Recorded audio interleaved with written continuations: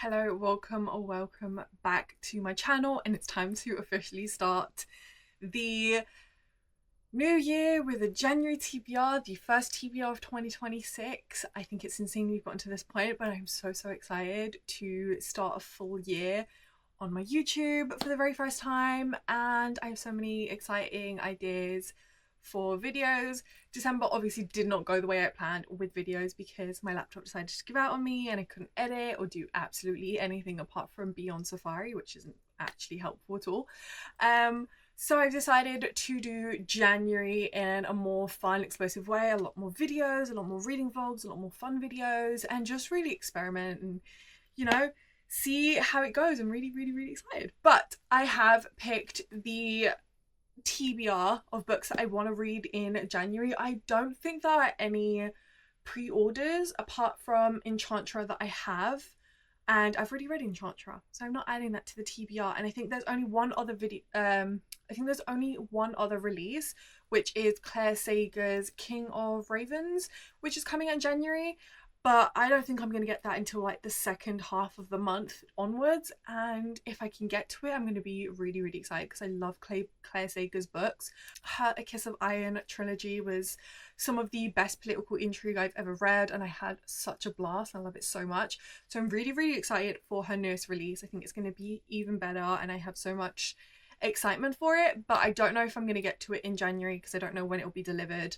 But if it does, that is definitely one of the books that I do want to add to the TBR, and I do want to get read pretty quickly. But if not, it will definitely be added to the February TBR because I think it's going to be phenomenal. And there are a lot of really exciting releases for 2026 that I am so excited about. And I want to be better at reading the new releases as soon as they come in or closer together, because what's happened in 2025 is I've had a lot of releases come out and then I've put it off, like the fourth book in the Reign of Shadow and the Legacy series, Evermore by Miranda Lynn, which was the second book in the Nevermore duology, and Heavenly Bodies still have, well, actually, do you know what? Heavenly Bodies and Fallen Stars I actually did read when they were indie published. I just haven't read the traditionally published version, so I'm not too stressed out about that. But then there's the third book into the To Bleed a Crystal Bloom series that I have not read yet. Like, I just really need to get better at actually reading new releases quicker than I am currently, which is not quick at all. So I have set 4 books on my TBR that I'm really excited about, and I cannot wait to get to. And then, of course, like usual, I will pick 3 or 4 books from my little red cap. Now, my TBR that I set is more of a suggestion. It's something I would try as hard as I can to get to, but I am a mood reader, so I do read whatever I'm in the mood for. And I don't want to really stress myself out too much about reading the TBR, because the last couple months I have kind of stressed myself about reading the TBR and ticking those books off. And it feels good when I do tick them off, but when I don't, it just feels not so great. So I think a lot of these I will get to, but I'm going to try my best anyway. So I'm going to start with the 4 books that I've personally set on my TBR and books that I really want to try and get to and want to really make a priority for this month. The first book is Nevermore and Evermore by Miranda Lynn. This is the completed duology. Nevermore will be a reread, and I do want to annotate some more because I didn't really annotate that much the first time around since it was my first read, and there was just so much happening and I was so excited that I just wanted to get to the next part as quickly as possible rather than taking the time to annotate. So I'm really excited to be back in this world, back with these characters, and finally figure out how everything wrapped up, how the characters are doing, and how that ending actually played out. Because that plot twist is one of the most unhinged things I've ever read. I genuinely was staring at the wall for an hour trying to figure out what the fuck just happened, and I just really have to know how that played out, why it played out the way it was, and like how it just came out so out of left field. So I'm really excited about this. This is definitely one of the books that I want to pick up pretty quickly. I am currently reading Quicksilver and Brimstone and Project Hail Mary, but I think we're like 2 days away from January now, so I think this is definitely going to be one of the first books I pick up in January, which means I'll finally figure out how everything ended, because yeah, it was just insane. And I genuinely think that if you really love dramatic out of left field plot twists, this series is definitely one you have to read. You have to start with Till Death because it's supposed to be interconnected standalones, but the second book is actually a duology. But till death, you are set in a world where humans don't die from natural causes, from old age. There is kind of an immortality, but what happens is death will choose who is going to die, and the princess has been chosen as the death's assassin. So he will give her a name, and then she has to kill them, otherwise she starts to lose her sanity a little bit. And because her life, she's grown up as being death's assassin, there's kind of a fear surrounding her. She's kind of been secluded from society and left alone, and things go really wrong when her dad the king announces one day that he is going to marry her off for political alliances. And yeah, things go really downhill really, really quickly after that announcement. So I think this is just a book that everyone's going to really enjoy. I think it has everything that you're going to love from a fantasy romance, and book 2 is just even better. The next book I'm finally adding to TBR is Reign of Shadow and Endings, the Legacy series. I really, really just need to finish this series. I've put off reading book 3, but now we have book 4, and I'm dying to find out how everything goes down and what everything means, because I did just finish I didn't just finish, but recently I finished my Lady of Darkness reread. I do have that reading vlog up if you are interested, and I will have a reading vlog of me reading the Legacy series. I really want to reread books 1 and 2 and then dive into books 3 and annotate the absolute crap out of them, because I have a lot more theories since rereading the Lady of Darkness series for the third time. So many things cropped up and I have so many questions and so many theories, so I just can't wait to dive into them and start connecting more dots and really seeing where this is going. And in February, I do have the newest series in the Lady of Darkness universe, the Chaos Verse. I'm so feral for it, because we actually get introduced to the characters that we were introduced to in books 3 of Lady of Darkness, and I can't wait to see their story and how they got to where they got and all the background of that. So yeah, really excited to read this in January and then dive into the next series in February. I think it's going to be such an amazing year for Melissa Heroics' works. So yeah, this is definitely one that I really, really, really want to get to. Next is House of Dragons by K.A. Lind. I really want to read more dragon books, and this sounds really, really up my alley.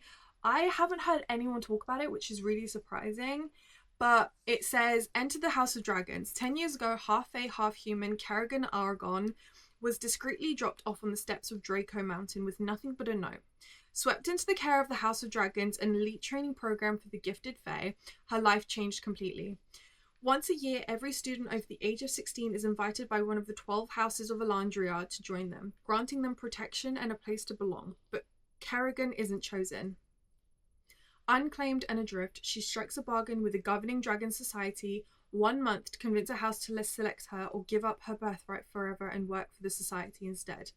But the unlikeliest of allies in Fordham,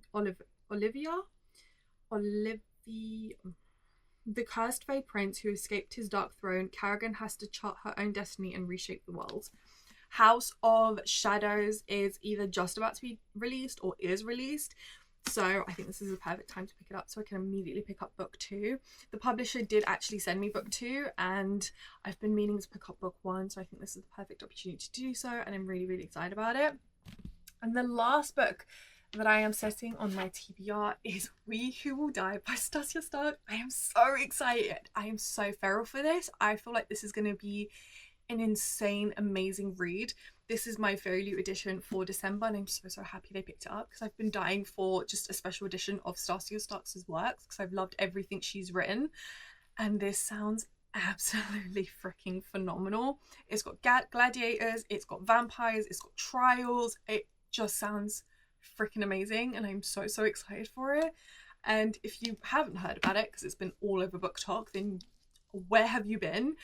This is insane. If you want a vampire read, a gladiator read, a badass FMC who can fight, this is the one for you, and I'm so, so excited. I will probably feature it in a reading vlog of some sort, but I have just been absolutely antsy to pick this up. Me and my sister set it as our January book club pick, so I've actually been having to not pick it up as soon as it arrived so that we could read it together, but I'm just like itching to pick it up. Well, that is the priority TBR for January. I think these are some amazing picks, and I'd be very, very surprised if I didn't get through all of these. These are definitely things that I'm feeling like picking up pretty immediately, so I think it's going to be a really good reading month. Okay, so I have not updated this red cup. I really want to do like a book prompt cup, but for now I just have books that are on my TBR and have been on my TBR for so long in this little red cup to try and help me pick up books that I'm not typically reaching for, that I've forgotten about. And yeah, we're gonna pick 3. I think 3 is gonna be a good number. All right,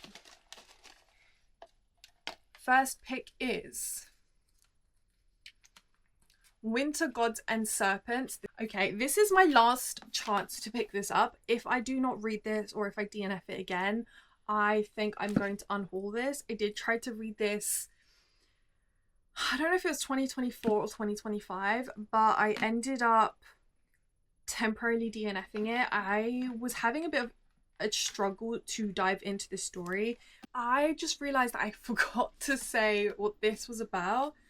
The synopsis is a god-blessed realm, kingdoms at war, and an exiled princess who wants to burn it all. Spun into each other's paths, a weapon to her father, a monster to the rest. Tricked to bargain herself to her worst enemy, Snow Lynn becomes a pawn of his once again. A monster and her hunter, bound to matrimony or a sham. Engulfed in a web of politics, deceit, greed, love, and magic, she has but one purpose: revenge and blood. Now that sounds typically like a book right up my alley, a revengeful badass FMC, but I don't know, there was just something about, I feel like I just need to get past the 100-page mark and I might be able to get into it, because I think I got like 50 pages in before I soft DNF'd it, and I think I just need to really push past that point to give it a solid chance, but this is going to be its last chance. It's really small writing, it's kind of thick, and I don't know if I was wanting something a little bit smaller, a little bit more less serious, but I did just struggle to really get into this story from the get-go.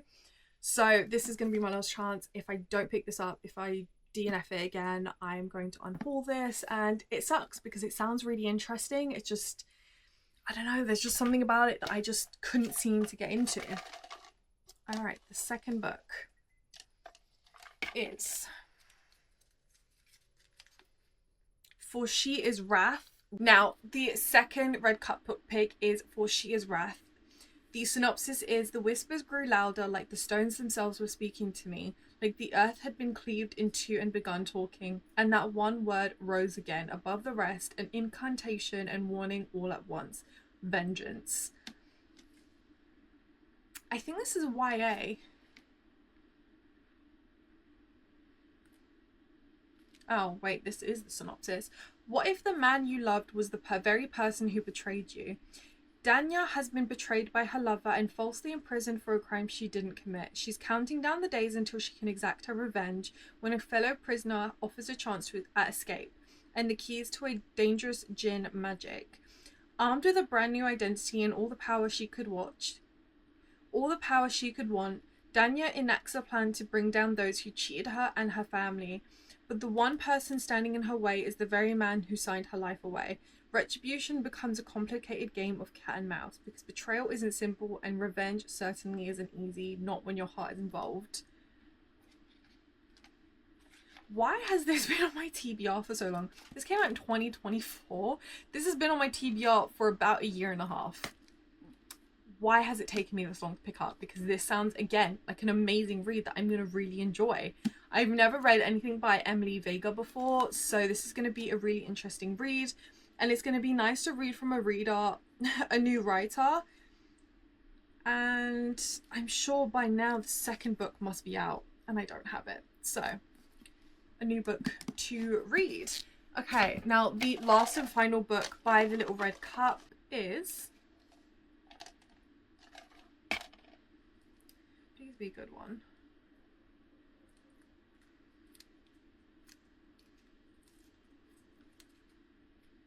Eternal Ruin. Eternal Ruin This is book 2 in the Immortal Dark series. I had this on my December TBR because I really wanted to get to it in 2025, reading books 1 and 2 in the same year.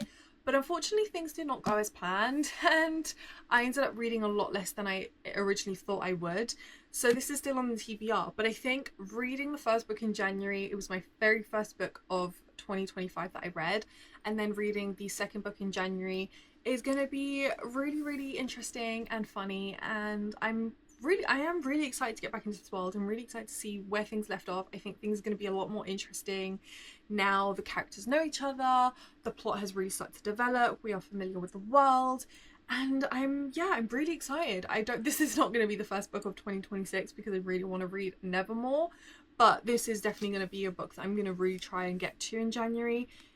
And yeah, this is, you're following an FMC who has been hidden away from this society that she didn't know that existed.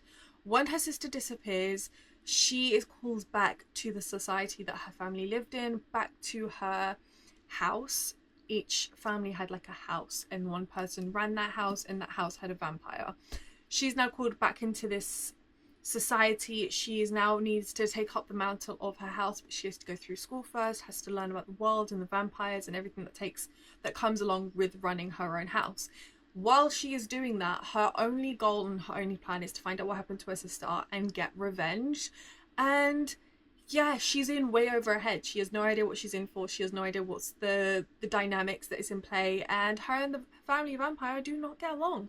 In fact, he is very desperate to get her out and to make sure she doesn't take up her mantle because he likes the freedom that he has, and he's very mysterious. There's definitely something that he's up to and that he is trying to, has a goal in plan, and she's not a part of it. Their dynamic is very interesting to say the least. They very much hate each other, and things get very interesting towards the end, and I'm really excited to see where things left off and to see how they are getting on. So I'm really happy that Cut picked this book because I've been really meaning to pick this up as soon as it came out, and I haven't yet. So the last final book in the January TBR is Eternal Ruin by Tigris Germa, and I feel like this is a really, minus Winter Gods and Serpents, I feel like this is a really good TBR for January. I think there's going to be a lot of exciting reads, potentially some new all favourites to be discovered, and yeah, I think January is going to be an amazing reading month, and I'm planning on reading as much as possible because December was so very disappointing. But I really hope you enjoyed this video. Please like, comment what book is on your top priority TBR, and I will see you in the next one. Bye!